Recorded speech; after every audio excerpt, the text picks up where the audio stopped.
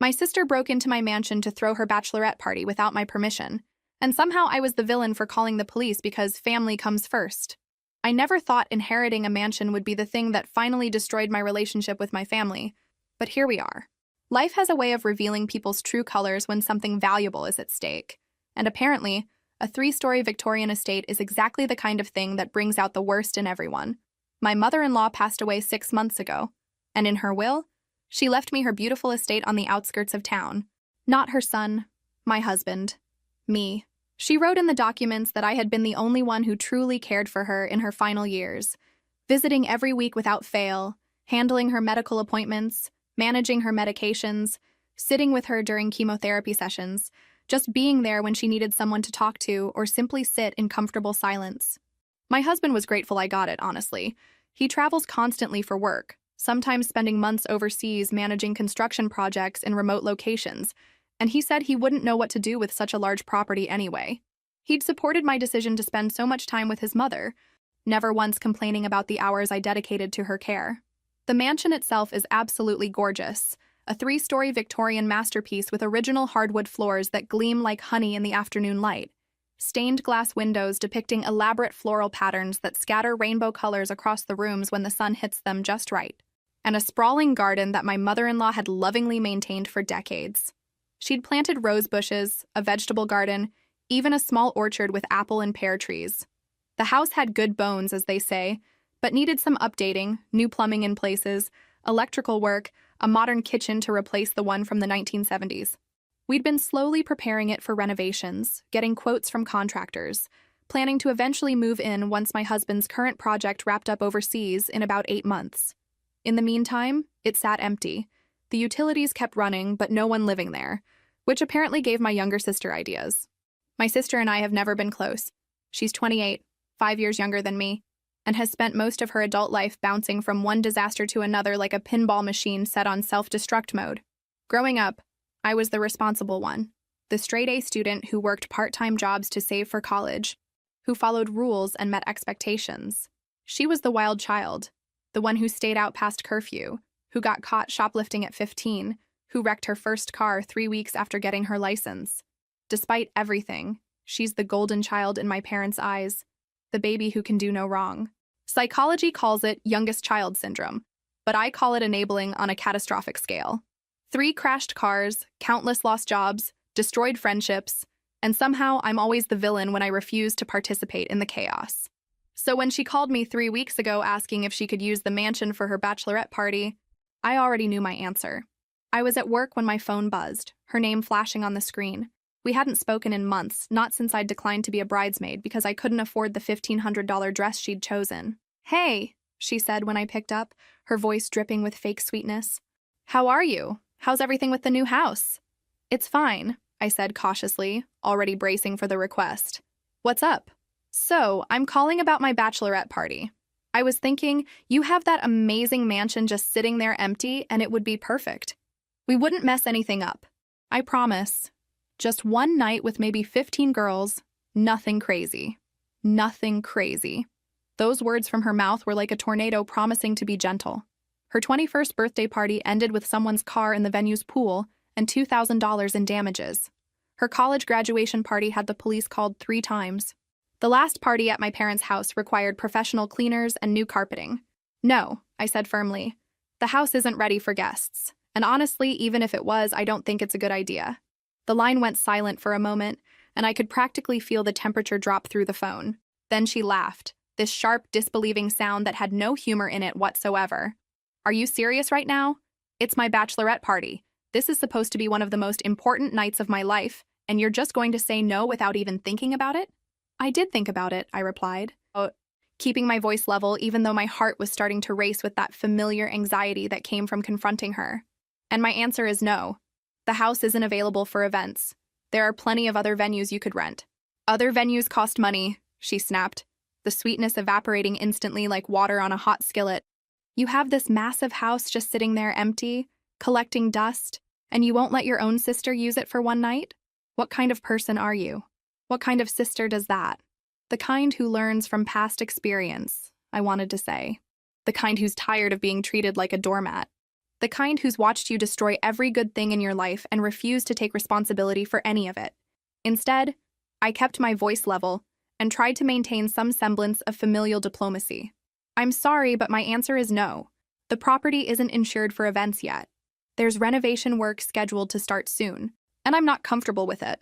I'm sure you can find something else that will work great. Unbelievable, she hissed. Absolutely unbelievable. You get this huge inheritance, this mansion that you didn't even earn, and you can't do one simple thing for your sister. Mom and Dad are going to hear about this. You know, they're going to know exactly how selfish you're being. And there it was. The threat to sick our parents on me. The same tactic she'd used since we were kids. Run to Mom and Dad, cry about how mean I was being, watch them swoop in to fix everything for her while lecturing me about family obligations. You do what you need to do, I said quietly. But my answer isn't changing. Goodbye. I ended the call before she could say anything else, my hands shaking slightly as I set the phone down.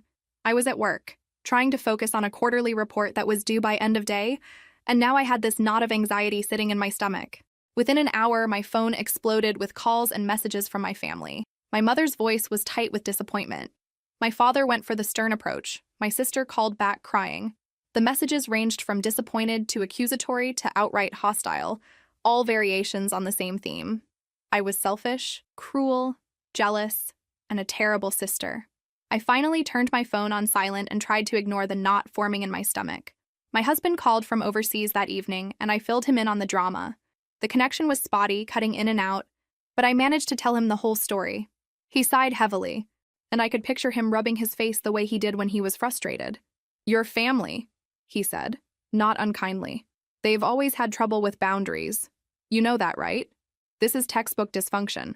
That's putting it mildly, I muttered, pacing around my small apartment living room.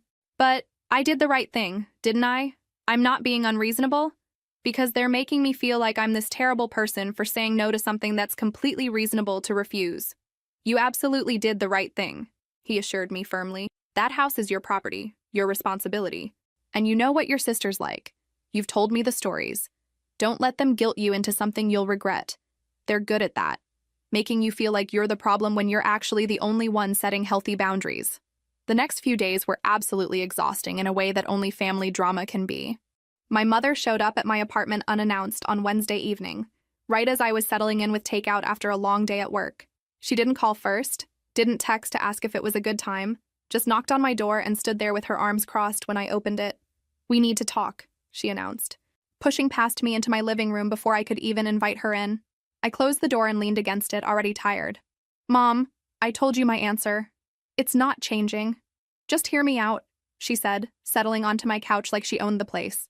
Your sister is heartbroken. She had her heart set on having her party at the mansion. She's been telling all her friends about it, and now she has to tell them it's not happening because her sister won't let her use an empty house.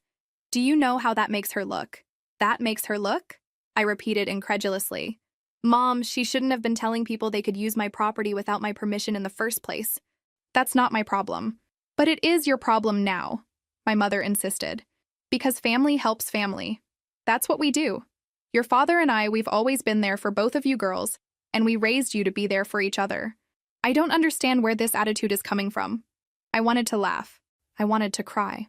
Instead, I just stood there, feeling the weight of 33 years of being the responsible one, the overlooked one, the one who was expected to accommodate and compromise while my sister did whatever she wanted. Mom, every time she's had a party, something goes wrong. Every single time. And every time you and Dad swoop in to fix it and pay for it and she learns nothing, I'm not participating in that cycle anymore. Those were years ago, my mother protested, waving her hand dismissively. She's grown up since then. She's getting married, for crying out loud. She's not some wild teenager anymore. She got fired from her last job 2 months ago for being late and argumentative with customers, I pointed out. She's 28 years old and has never held a job for more than a year. She's crashed 3 cars. She has credit card debt in the tens of thousands because she can't manage money. But sure, she's totally mature and responsible now. My mother's face flushed. Everyone makes mistakes. Everyone has struggles. You're not perfect either, you know. I never said I was perfect, I replied quietly. But I also don't leave a trail of destruction everywhere I go and expect other people to clean it up. Mom, I love you, but I'm not doing this. The mansion is off limits for her party, and that's final. She left angry, the door closing a little too hard behind her. My takeout was cold by then, but I didn't have much appetite anyway. When that didn't work, my father tried the stern approach a few days later, calling me during my lunch break at work. His voice had that particular tone he used when he'd decided something was non-negotiable. The same tone he'd used when he told teenage me I couldn't go to that concert, or adult me that I was being unreasonable for not co-signing my sister's car loan. "We need to discuss your behavior," he began. No preamble, no small talk. "Your mother is very upset. Your sister is devastated, and frankly, I'm disappointed in you." "Disappointed?" I repeated flatly, taking a bite of my sandwich even though my stomach was churning. "Yes, disappointed. You have an opportunity to do something nice for your sister, something that would cost you nothing, and you're refusing out of spite." "It's not spite, Dad. It's self-preservation, and it's not nothing. It's my property, my responsibility, and my liability if something goes wrong." "Nothing is going to go wrong," he said with absolute certainty, the kind of certainty that comes from years of denial. "Your mother and I will be there the entire time. We'll supervise everything. We'll make sure the house is left exactly as you left it. You're overreacting based on old incidents that weren't really that bad anyway." "They were that bad," I said, my voice rising despite my efforts to stay calm. "You had to pay $5,000 in damages after her last party at your house. The venue from her 21st birthday threatened to sue. The police were called to her college party multiple times. How is that not really that bad?" "That was years ago," he replied, echoing my mother's words. "She's matured since then. She's getting married. She's not some wild child anymore. You need to let go of the past and support your sister's future." I closed my eyes, pressing my fingers against my temples where a headache was starting to bloom. "Dad, my answer is no. I understand you're disappointed, but this is my decision to make, and I've made it. Please respect that." "Respect," he scoffed. "You want to talk about respect? Respecting family means being there for each other, not holding grudges and refusing reasonable requests." "It's not a grudge, and it's not a reasonable request given the history. I'm sorry, but this conversation is over. I have to get back to work." I ended the call before he could respond, my hands shaking as I set the phone down. My sandwich sat half-eaten in front of me, my appetite completely gone. Eventually, though, the calls and visits slowed down to a trickle, then stopped altogether. My parents said they'd help my sister find another venue, some event space downtown that had reasonable rates and good reviews. My sister sent me a cold text saying she hoped I was happy that I'd made her special day more difficult. But whatever, she'd figure it out without me like she always had to do. The guilt trip was heavy, dripping with passive-aggressive martyrdom, but I stood firm. The mansion was off limits. End of discussion. Non-negotiable. The week of her bachelorette party arrived, and I actually felt relieved. The date was set for a Saturday night, and I'd be working late at the office anyway, finishing up a presentation for a Monday morning meeting with potential investors. My sister had apparently found some loft space to rent downtown, one of those trendy industrial spaces with exposed brick and high ceilings, and my mother had stopped leaving passive-aggressive voicemails about family loyalty and how I'd regret being so stubborn when I was old and alone. Crisis averted, or so I thought in my naive optimism. I should have known better. I should have known that silence from my family wasn't peace. It was planning. Saturday afternoon, I was deep in spreadsheets and PowerPoint slides, triple-checking numbers and polishing transitions, when my phone rang. Unknown number. I almost didn't answer. Almost let it go to voicemail because I was in the zone and didn't want to lose my train of thought. But something made me pick up. Some instinct or premonition that made my thumb hit the accept button. "Is this the owner of the property at 42 Riverside Manor?" a professional female voice asked, crisp and official. My blood ran cold. My heart literally skipped a beat, and I felt my stomach drop like I was on a roller coaster. Nobody should be calling me about that address. Nobody should even be at that address. "Yes, this is she. Who's calling?" "This is Officer Patricia Chen from the local police department. We're currently at your property responding to a noise complaint and a report of possible trespassing. Are you aware that there's currently a party happening at this address?" The room spun. I gripped the edge of my desk, knuckles white. "What?" "No. There shouldn't be anyone there. The house is supposed to be empty. It should be completely empty and locked up." "Well, ma'am, there are currently approximately 30 people here celebrating what appears to be a bachelorette party, and they claim to have permission from the owner to use the property for a private event. The neighbors called in a noise complaint about loud music and people in the backyard.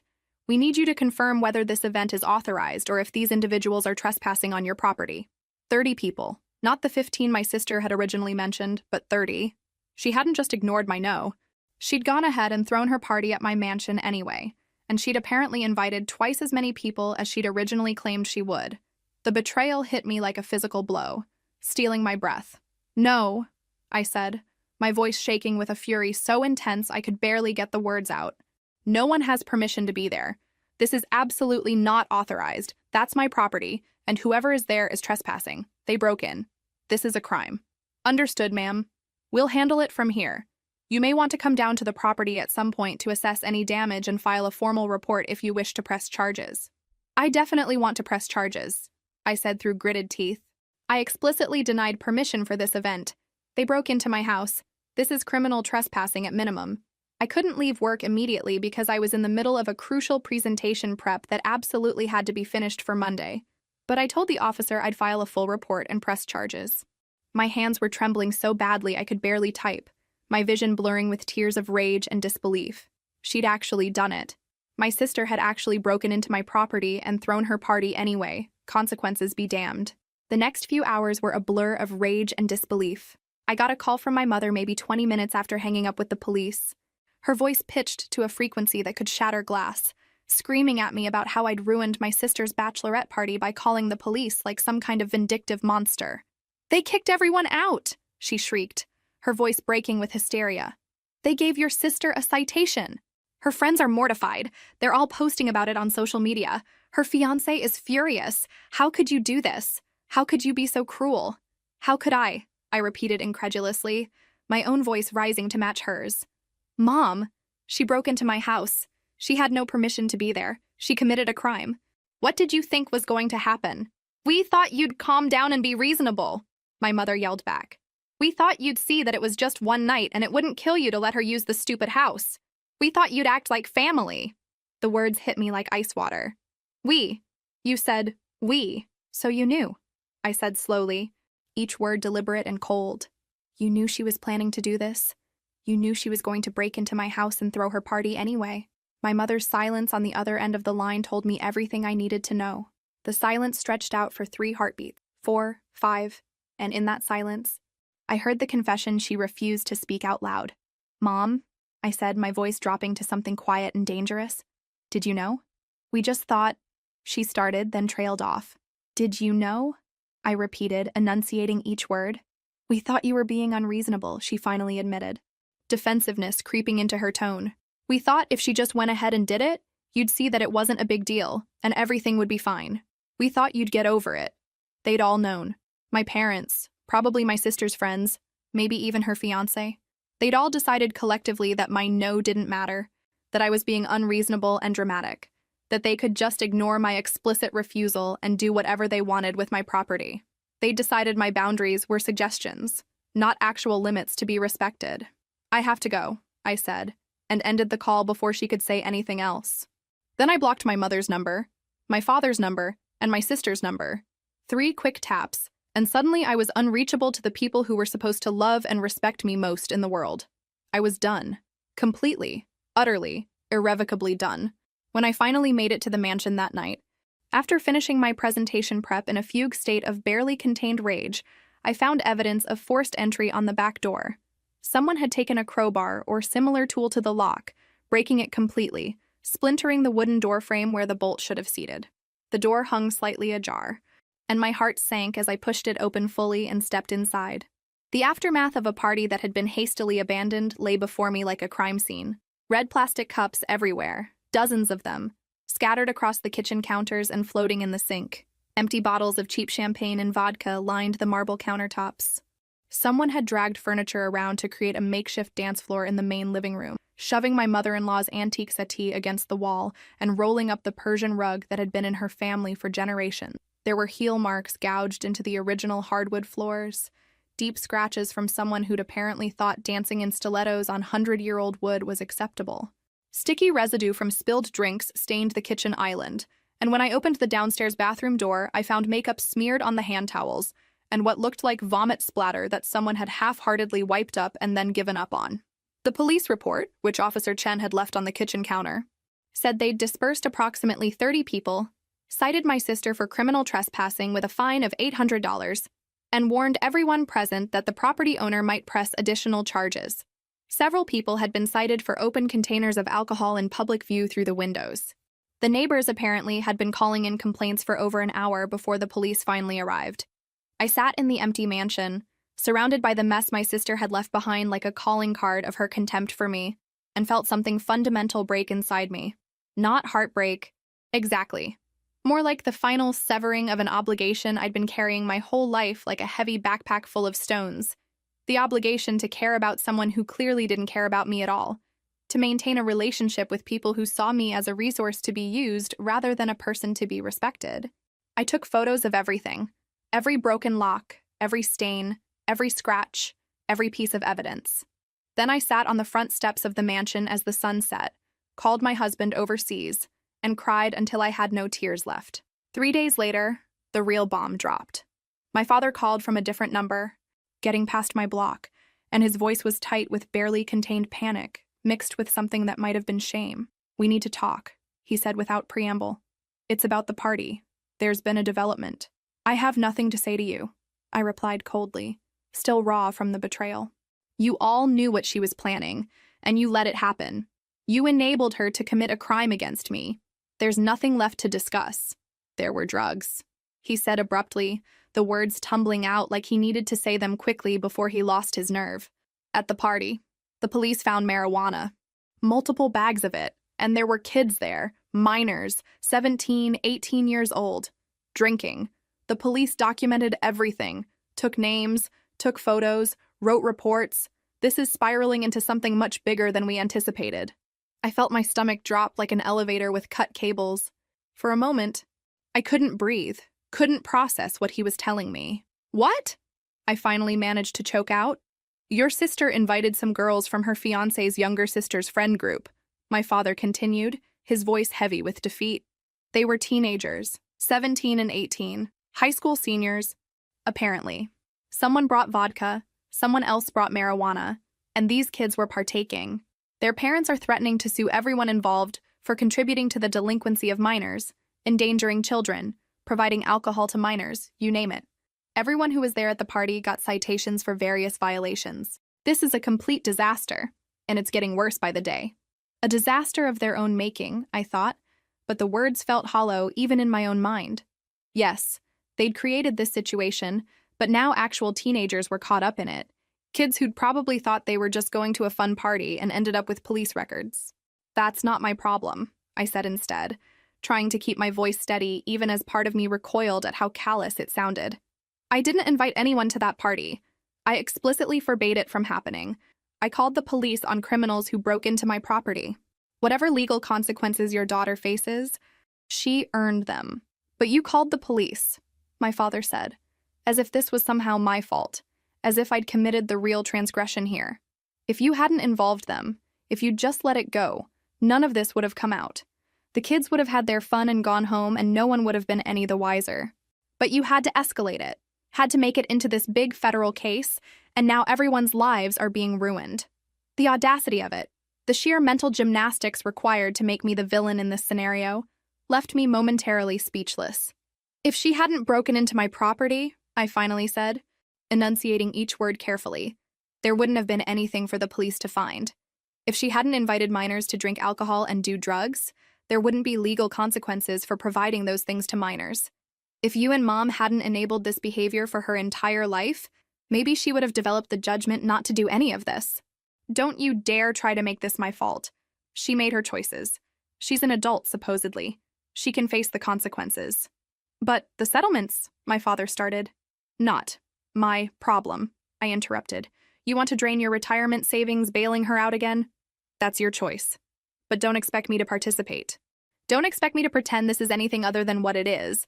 The inevitable result of 3 decades of enabling and excuse-making finally catching up with all of you." The call ended badly, as I'd known it would. My father hung up on me this time, unable or unwilling to hear what I was saying. And honestly, I didn't care anymore. I was done trying to make them understand, done hoping they'd finally see the pattern they'd created. Over the next week, I got the full story through a mutual friend, someone who'd gone to high school with both me and my sister, and still kept tabs on our family's drama through social media and the local gossip mill. Apparently, the party's aftermath had spread through their social circle like wildfire, with multiple people at the event receiving citations for various violations ranging from public intoxication to possession of controlled substances. The parents of the minors had initially threatened massive lawsuits, talking about pressing charges for contributing to the delinquency of minors, child endangerment, and a host of other legal actions that carried serious consequences. My parents, already financially strained from years of bailing my sister out of various disasters, had been forced to drain their savings to make the problems go away, paying tens of thousands of dollars in settlements and legal fees to avoid criminal prosecution. But the biggest bombshell, the one that made my jaw drop when my friend told me, was that my sister's fiancé had called off the wedding. Not because of the police situation, though that certainly couldn't have helped his opinion of my sister's judgment and decision-making abilities. No, apparently, the party itself had been quite well documented on social media before the police arrived. Multiple attendees had been posting photos and videos to their stories, sharing snippets of the celebration for their followers. And sharp-eyed friends, including some of the fiancé's buddies, noticed my sister getting very cozy with one of the male entertainers they'd hired for the party.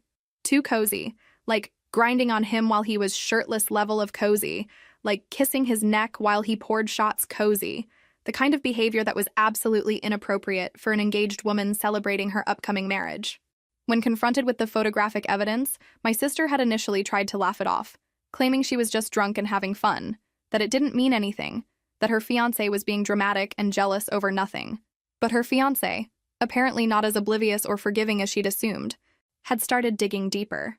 He'd gone through her phone while she was sleeping, invaded her social media DMs, and found months of flirtatious messages with various men.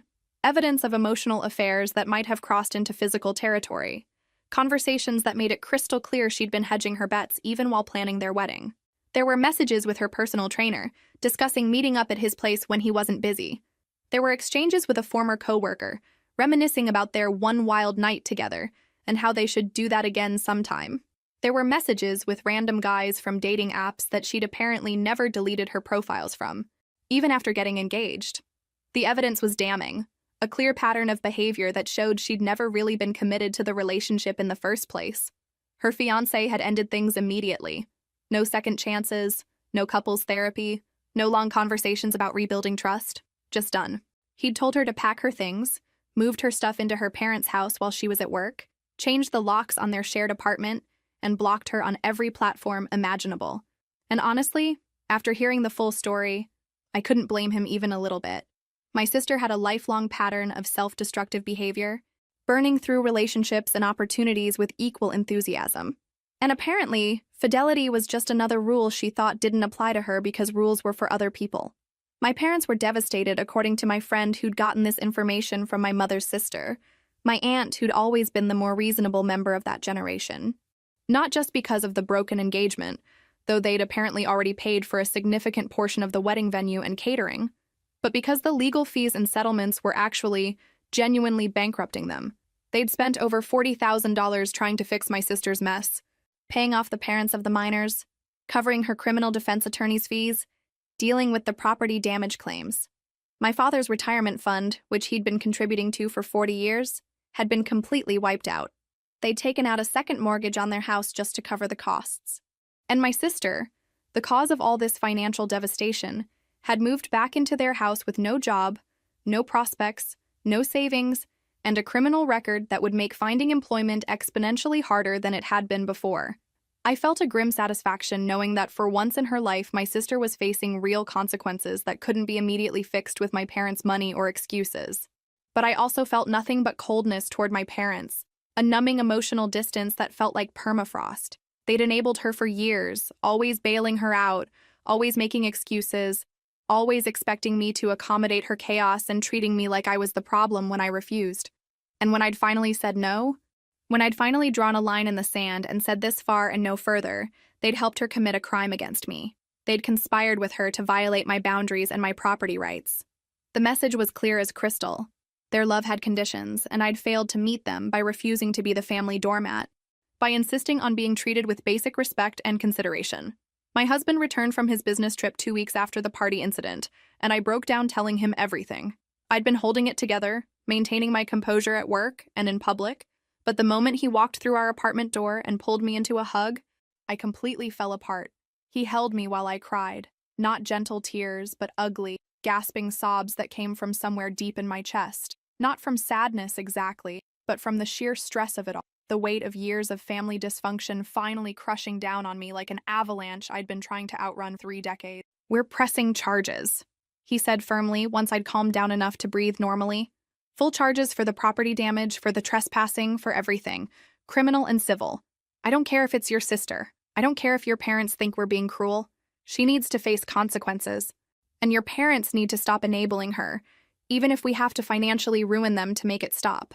"They'll never forgive me," I whispered, my voice hoarse from crying. "Good," he said bluntly, his jaw set in that way that meant he'd made up his mind and nothing would change it. "Because you shouldn't forgive them either. They've treated you like garbage your entire life, always putting her first, always expecting you to sacrifice and accommodate and make yourself smaller. This was the final straw. We're done with them, completely done." He was right. I knew he was right. But knowing it didn't make it hurt any less. Didn't fill the hollow ache in my chest where my family used to be. 1 month after the party, my sister showed up at my apartment. I don't know how she got past building security, maybe she tailgated someone, but suddenly she was pounding on my door at 9 in the evening, screaming loud enough that my neighbors could definitely hear. "Open this door!" she yelled. "Open it right now! You owe me an explanation!" I looked through the peephole and saw her face, red and blotchy with rage. Part of me wanted to just call the police and be done with it. But another part, some stubborn piece of me that still remembered when we were kids and not quite enemies yet, made me open the door a crack with the chain lock still engaged. "What do you want?" I asked coldly. "What do I want?" she repeated, her voice dripping with venom. "You destroyed my life. You called the cops on my party, you got me arrested. My fiancé left me because of you, and now you won't even talk to me. Your fiancé left you because you were cheating on him," I said flatly. "That had nothing to do with me. I wasn't cheating. Those messages meant nothing. He was just looking for an excuse to bail because you made such a scene with the police." I almost laughed at the delusion. "I made a scene? You broke into my house. You threw an unauthorized party on my property. You invited minors who drank alcohol. There were drugs. You committed multiple crimes, and somehow I'm the villain in your story?"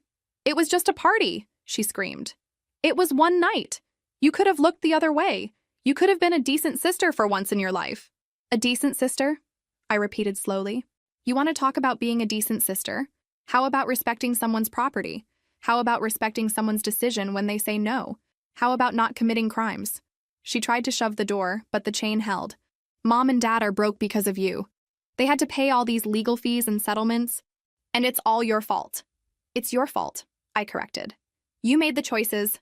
You threw the party. You invited minors. You had drugs at an event. Those are your consequences, not mine." "I'm living in their basement," she yelled, tears starting to stream down her face now. "I don't have a job. I don't have a fiancé. My friends won't talk to me. My life is ruined, and you don't even care." For a moment, I almost felt bad for her. Almost. Then I remembered the broken locks, the mess, the complete disregard for my property and my boundaries, and the sympathy evaporated. "Your life is ruined because of your own choices," I said quietly. "Not mine, and I'm done being blamed for your problems. Don't come back here again, or I'll call the police." I closed the door on her screaming and locked it. Then I called building security to report the incident and make sure she was removed from the property. My hands were shaking again, but this time it was from adrenaline, not fear. My husband came out of the bedroom where he'd been listening to the whole exchange. "You okay?" he asked gently. "No," I admitted, "but I will be." The next development came from an unexpected source, a lawyer's letter. My sister was being sued by one of the parents whose minor daughter had been at the party. Despite the settlement my parents had paid, this particular parent wanted additional damages, claiming emotional distress or something. The letter was CC'd to me as the property owner, though I wasn't named as a defendant since I'd explicitly denied permission for the event. But the real shock came 2 days later when my mother called from yet another new number. "Your sister needs help," she said without preamble. "She's being sued and she needs a good lawyer. We've spent everything we have. We need you to help." I actually laughed, a harsh sound that made my mother recoil. "You're joking." "This isn't a joke. She's your sister. Family helps family. Family respects family," I shot back. "Family doesn't commit crimes against family. Family doesn't enable criminal behavior.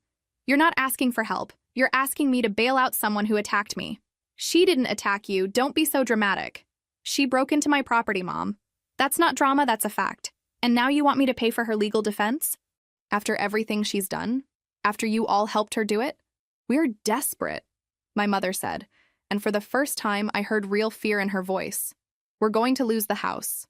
The medical bills from when your father had his heart attack last year, the legal fees from your sister's mess. We can't keep up with everything. We need help. I felt a tiny pang at the mention of my father's heart attack. I'd sent flowers to the hospital but hadn't visited.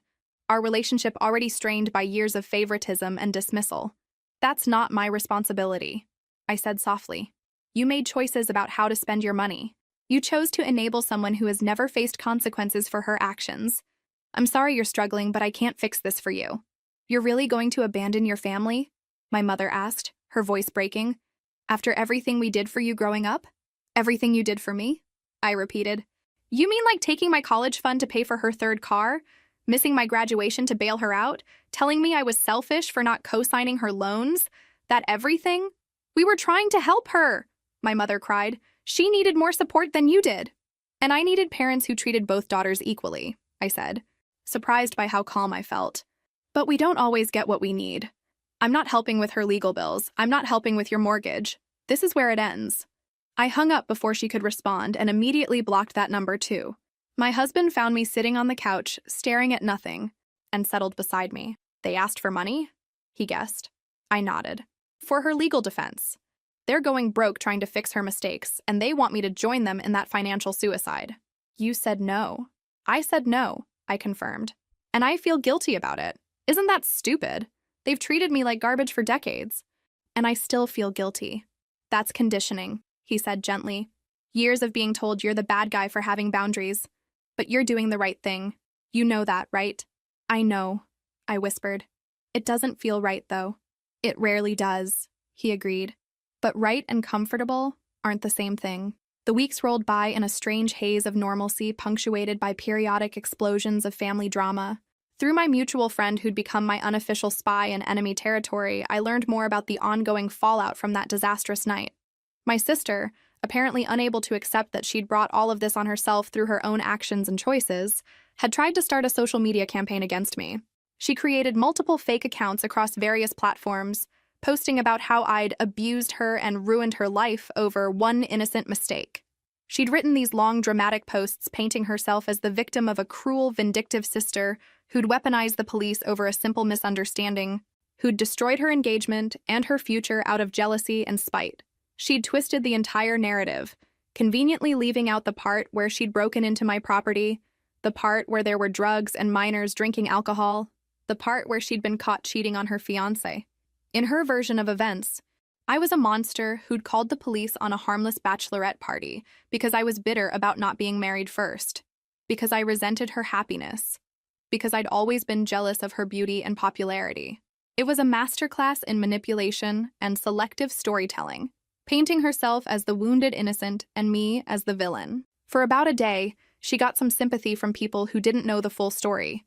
Strangers on the internet who responded to her posts with angry comments about toxic family members and how she deserved better. She screenshot these supportive comments and shared them, building what she probably thought was momentum for her campaign of victimhood. Then someone who'd actually been at the party, someone who'd witnessed the whole thing go down, posted the truth. They shared the police report, which was public record. They posted about the drugs, the minors, the explicit refusal of permission, the broken locks. They included screenshots of the original messages where she'd admitted to friends that she was going to use the mansion, whether my stuck-up sister likes it or not. They exposed the lies, one by one, methodically dismantling her narrative until it lay in ruins. My sister's carefully constructed victim story collapsed like a house of cards in a windstorm. The people who'd initially supported her quietly deleted their comments and backed away. Her fake accounts got reported for harassment and misinformation by multiple people, and eventually got banned from the platforms. The whole campaign imploded spectacularly, leaving her with even less credibility than she'd started with. But she wasn't done trying to fix her situation, wasn't done making terrible choices in her desperation. Next came the theft, a new low even for someone with her track record. My mother discovered that several valuable pieces of jewelry had gone missing from her collection, family heirlooms that had been passed down through generations. There was a diamond bracelet from my great-grandmother, pearl earrings that had belonged to my grandmother, a gold necklace with sapphires that was worth at least $5,000. All gone, disappeared from my mother's jewelry box sometime over a 2-week period. When confronted, my sister initially denied it with the same self-righteous indignation she'd used when accused of cheating on her fiancé. She claimed she had no idea what happened to the jewelry, suggested maybe my mother had misplaced the pieces or perhaps there'd been a break-in.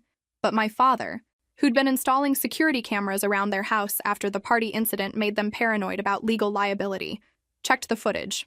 There she was, clear as day, going through my mother's jewelry box on 3 separate occasions, pocketing items and then leaving the room.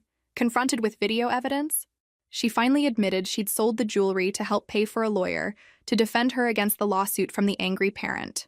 She'd needed the money desperately, she claimed, and she'd figured my mother wouldn't miss a few pieces since she rarely wore them anyway. The justification was stunning in its narcissism. The complete inability to see why stealing from your own mother to pay for legal defense against charges stemming from crimes you committed might be wrong. My parents didn't even file a police report about the theft. When I asked my father about it later, he said they couldn't handle any more police involvement, any more courts, any more legal fees. They were done. Completely tapped out emotionally and financially. They just wanted the jewelry back, but of course it was already sold, already gone, converted into lawyer fees that accomplished nothing. She'd stolen from our mother to fund her defense against charges that stemmed from stealing from me. The irony would have been funny if it weren't so pathetic, so emblematic of the circular destruction that had defined her entire adult life. My father called me after they discovered the theft, his voice heavy with a defeat I'd never heard from him before. "I don't know what to do with her anymore," he admitted. And he sounded old suddenly, older than his 62 years. "I don't know where we went wrong. She's drowning. And every time we try to help, she just pulls us down further with her. We throw her a life preserver and she uses it to drag us under. You went wrong by never letting her face consequences," I said. Not unkindly, because I could hear genuine pain in his voice, and despite everything, I didn't want to kick him when he was already down. "You taught her that actions don't have real consequences if someone loves you enough to fix them. I'm sorry you're struggling, but this is the result of those choices." "That's not fair," he protested. But his voice was weak. Like even he didn't quite believe his own objection anymore. "Isn't it? Dad, how many times did you bail her out? How many jobs did you help her keep by calling in favors? How many times did you pay her rent when she was too irresponsible to keep a steady income? You enabled her for years. And Mom did too. And when I refused to join in, I became the enemy. We just wanted her to be okay," he said quietly. "But she's not okay. And she never will be as long as people keep saving her from herself. She needs to hit bottom. Really hit it. And you need to let her. She's our daughter," he said, as if that explained everything. Maybe it did. "And I'm your daughter too," I replied. "But you've never seemed to remember that when it mattered." The conversation ended there, both of us too tired to continue. I didn't block his number, though. Some small part of me still hoped he might eventually understand. My husband and I moved forward with the lawsuit against my sister. The damage assessment came back showing not just the broken locks, but water damage from spilled drinks, damage to the original hardwood floors from someone's high heels gouging the surface, and the cost of professional cleaning services to remove various stains. The total came to just over $12,000. Our lawyer sent a demand letter. My sister, of course, had no money and no job. My parents offered to pay half if we'd drop the suit, but our lawyer advised against it. "If you settle for less than actual damages, you're teaching the same lesson her parents have been teaching her whole life," he explained. "That her actions don't have real consequences." So we refused the offer and proceeded to court. My sister didn't show up to the first hearing, resulting in a default judgment against her. She didn't show up to the second either. The judge wasn't amused by the third no-show and issued a bench warrant when she missed her court-ordered mediation session. My sister was arrested on the warrant 3 weeks later, apparently at a bar where she'd been drinking on her parents' dime despite having no income. The arrest came with additional charges for contempt of court and failure to appear. The judge was not sympathetic. When she finally did show up in court, representing herself because her parents couldn't afford another lawyer, she tried to give a tearful speech about how I'd ruined her life over a mistake. The judge cut her off. "Miss," the judge said sternly, "you broke into someone's property, held an unauthorized event where illegal activity occurred, damaged said property, then refused to take responsibility in civil proceedings. That's not a mistake. That's a pattern of criminal behavior and disregard for authority. I'm sentencing you to 60 days in county jail for the accumulated contempt charges and failures to appear. Maybe this time, you'll learn that actions have consequences. 60 days. My sister turned pale, started to protest, but the bailiff was already moving forward. I sat in the courtroom gallery, watching her being led away in handcuffs, and felt absolutely nothing. No satisfaction, no sadness, just a vast emptiness where my relationship with my family used to be. The criminal charges from the original trespassing had been resolved weeks earlier through a plea deal my parents' lawyer had negotiated.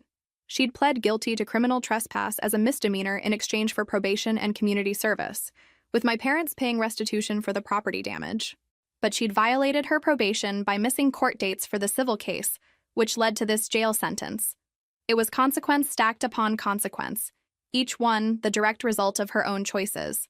My parents were there too, in the back row. My mother was crying silently, my father's arm around her shoulders. They didn't approach me as I left, and I didn't approach them. 2 days after the sentencing, I received a wire transfer, $12,000, the exact amount of the civil judgment. A note came with it from my father. We paid it, not for her, for us, to be done with this. Please don't contact us again. We can't handle any more. I stared at the note for a long time. They'd finally paid the debt, but they were blaming me for the cost of it. Even now, even after everything, I was somehow the villain in their story. My husband found me holding the note and gently took it from my hands. They'll never get it, he said. They'll never understand that this was all avoidable if they'd just raised her with boundaries. I know, I said. I just thought maybe, eventually, they'd see it. That they'd acknowledge how they failed both of us. Her by enabling her and me by neglecting me. Some people never have that moment of clarity, he said. And you can't wait around hoping they will. You did the right thing every step of the way. You protected your property, you held someone accountable for crimes against you, and you refused to enable toxic behavior. That's not villainy. That's strength. Then why do I feel so awful? I asked. Because you loved them, he said simply. And love doesn't just evaporate even when people treat you terribly. You're grieving the family you deserved but never had. That's allowed. He was right, of course. I was grieving. Not for what I'd lost, but for what I'd never really had in the first place. My sister served 4 months of her 6-month sentence before being released early for good behavior. I heard about it through the friend grapevine but didn't reach out. According to reports, she'd moved to a different state, staying with a friend from high school who'd offered her a couch and a chance to start over. I hoped she'd use it. I genuinely did. But I also knew that people rarely changed without wanting to, and from everything I'd seen, my sister still viewed herself as the victim of circumstances rather than the architect of her own destruction. My parents sold their house eventually, downsizing to a small condo that they could afford on my father's retirement income. They'd spent their entire savings protecting my sister from consequences, and now they were paying the price in their golden years. I felt bad about that, truly. But I also knew that offering to help would only enable the same pattern that had led to this disaster. Sometimes love means letting people face the full weight of their choices. 6 months after everything finally settled, my husband and I moved into the mansion. We'd completed the renovations, turning it into a beautiful home that honored my mother-in-law's memory while making it our own. The damaged floors had been repaired, the locks replaced with a state-of-the-art security system, and every trace of that awful night erased. Standing in the renovated living room, sunlight streaming through the stained glass windows, I felt something I hadn't felt in months. Peace. This was my home, my sanctuary, earned through years of caring for someone who appreciated it. My mother-in-law had seen me, really seen me in a way my own parents never had.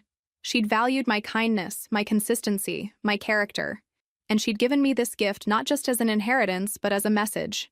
You deserve good things. You deserve beauty and security and a place that's yours. My husband came up behind me and wrapped his arms around my waist. No regrets? He asked softly. I thought about the question carefully. Did I regret losing my family? In a way, yes. But I'd never really had them to lose. What I'd had was a role to play in their dysfunction, and I'd finally refused to keep playing it. No regrets, I said firmly. I did the right thing. I set boundaries. I protected myself. If that makes me the villain in their story, then I'm okay with that.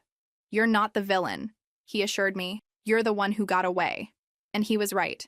I'd escaped a pattern that had defined my entire childhood and young adulthood. I'd refused to be the family doormat. The one who always gave in, always accommodated, always made myself smaller to make room for someone else's chaos. My sister had made her choices. My parents had made theirs, and I'd made mine. Sometimes the hardest part of loving someone is accepting that you can't save them from themselves. You can't fix what they won't acknowledge is broken. All you can do is protect yourself and hope that someday, somehow, they'll find their own path to healing. But that's their journey, not mine.